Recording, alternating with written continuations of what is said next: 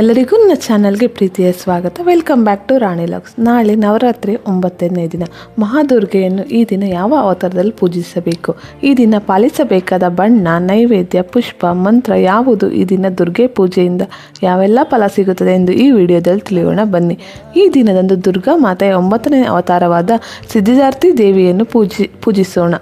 ಈ ಮೂಲಕ ನವರಾತ್ರಿ ಕೊನೆಗೊಳ್ಳುತ್ತದೆ. ನವದುರ್ಗೆಯರಲ್ಲಿ ತಾಯಿ ಸಿದ್ಧಿದಾತ್ರಿ ಕೊನೆಯವಳು. ಧಾರ್ಮಿಕ ನಂಬಿಕೆಗಳ ಪ್ರಕಾರ ಸಿದ್ಧಿದಾತ್ರಿ ಭಕ್ತರ ಎಲ್ಲ ಆಸೆಗಳನ್ನು ಪೂರೈಸುತ್ತಾಳೆ. ಜೊತೆಗೆ ಖ್ಯಾತಿ, ಶಕ್ತಿ ಹಾಗೂ ಸಂಪತ್ತನ್ನು ಸಹ ನೀಡುತ್ತಾಳೆ. ಧರ್ಮ ಗ್ರಂಥಗಳಲ್ಲಿ ಸಿದ್ಧಿದಾತ್ರಿಯನ್ನು ಯಶಸ್ಸು ಮತ್ತು ಮೋಕ್ಷ ದೇವತೆ ಎಂದು ಪರಿಗಣಿಸಲಾಗಿದೆ. ತಾಯಿ ಸಿದ್ಧಿದಾತ್ರಿಯಲ್ಲಿ ಅನಿಮ, ಮಹಿಮ, ಸಾಧನೆ, ಪ್ರಖ್ಯಾಮ, ಗರಿಮ, ಲಗಿಮ, ಇಶ್ಚಿತ ಮತ್ತು ವಶಿತ ಎಂಬ 8 ಸಿದ್ಧಿಗಳಿವೆ.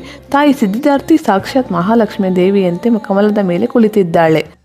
ದೇವಿಯ ರೂಪವನ್ನು ವಿವರಿಸುವುದಾದರೆ ಸಿದ್ಧಿದಾತ್ರಿಗೆ 4 ಕೈಗಳಿವೆ. ತನ್ನ ಕೈಯಲ್ಲಿ ಶಂಖ, ಗದೆ, ಕಮಲದ ಹೂವು ಹಾಗೂ ಚಕ್ರವನ್ನು ಹಿಡಿದಿದ್ದಾಳೆ.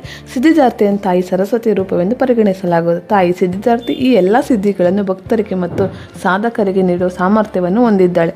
ದೇವಿ ಪುರಾಣದ ಪ್ರಕಾರ ಭಗವಾನ್ ಶಂಕರನು ತನ್ನ ಕೃಪೆಯಿಂದ ಮಾತ್ರ ಈ ಸಿದ್ಧಿಗಳನ್ನು ಪಡೆದನು. ಆತನ ಅನುಗ್ರಹದಿಂದ ಶಿವನ ದೇಹದ ಅರ್ಧದಷ್ಟು ದೇವಿಯಾಗಿದ್ದಿತ್ತು. ಈ ಕಾರಣಕ್ಕಾಗಿ ಅವರು ಅರ್ಧನಾರೀಶ್ವರ ಎಂದು ಜಗತ್ತಿನಲ್ಲಿ ಪ್ರಸಿದ್ಧರಾದರು. ಸಿದ್ಧಿದಾತ್ರಿ ಮಾತೆ ತನ್ನ ಭಕ್ತರ ಎಲ್ಲ ಆಸೆಗಳನ್ನು ಪೂರೈಸುತ್ತಾಳೆ ಎಂಬ ನಂಬಿಕೆ ಇದೆ. ಸಿದ್ಧಿದಾತ್ರಿಯು ತ್ರಿಮೂರ್ತಿಗಳಾಗಿರುವ ಬ್ರಹ್ಮ, ವಿಷ್ಣು, ಮಹೇಶ್ವರಿಗೆ ಆಧ್ಯಾತ್ಮಿಕ ಜ್ಞಾನ ಹಾಗೂ ಪರಿಪೂರ್ಣತೆ ನೀಡಿದವಳು ಎಂದು ಹೇಳಲಾಗುತ್ತದೆ. ಸಿದ್ಧಿದಾತ್ರಿಯು ಎಲ್ಲ ಶಕ್ತಿ, ವೈಭವ ಮತ್ತು ಮಹಿಮೆಯ ಮೂಲವಾಗಿದ್ದಾಳೆ. ಈ ದಿನದಂದು ಸಿದ್ಧಿದಾತ್ರಿಯನ್ನು ಪೂಜಿಸುವುದರಿಂದ ಭಕ್ತರು ಮೋಕ್ಷವನ್ನು ಪಡೆಯುತ್ತಾರೆ, ಎಲ್ಲ ದುಃಖಗಳು ಕೊನೆಗೊಳ್ಳುತ್ತವೆ ಎಂದು ನಂಬಲಾಗುತ್ತದೆ. ಅಲ್ಲದೆ ಈ ದಿನದಂದು ಅನೇಕ ಸ್ಥಳಗಳಲ್ಲಿ ಕನ್ಯಾ ಪೂಜೆಯನ್ನು ಮಾಡುವ ಸಂಪ್ರದಾಯವಿದೆ. ಅಲ್ಲಿ 9 ಹೆಣ್ಣು ಮಕ್ಕಳನ್ನು ದೇವತೆಗಳೆಂದು ಪರಿಗಣಿಸಿ ಪ್ರಸಾದವನ್ನು ನೀಡಿ ಪೂಜಿಸಿ ಅವರ ಪಾದಗಳನ್ನು ಮುಟ್ಟಿ ಆಶೀರ್ವಾದ ಪಡೆಯಲಾಗುತ್ತದೆ. ದುರ್ಗಾಮಾತೆಗೆ ಈ ದಿನ ಕೆಂಪು, ಬಿಳಿ, ಹಳದಿ ಬಣ್ಣದ ಪುಷ್ಪಗಳಿಂದ ಪೂಜೆ ಮಾಡಿ ಹಾಗೂ ಅಲಂಕಾರ ಮಾಡಿ ದುರ್ಗಾಮಾತೆಗೆ ನವರಾತ್ರಿ 9ನೇ ದಿನದಂದು ಎಳ್ಳಿನಿಂದ ಮಾಡಿದ ನೈವೇದ್ಯಗಳನ್ನು ಕೂಡ ಅರ್ಪಿಸಬಹುದು.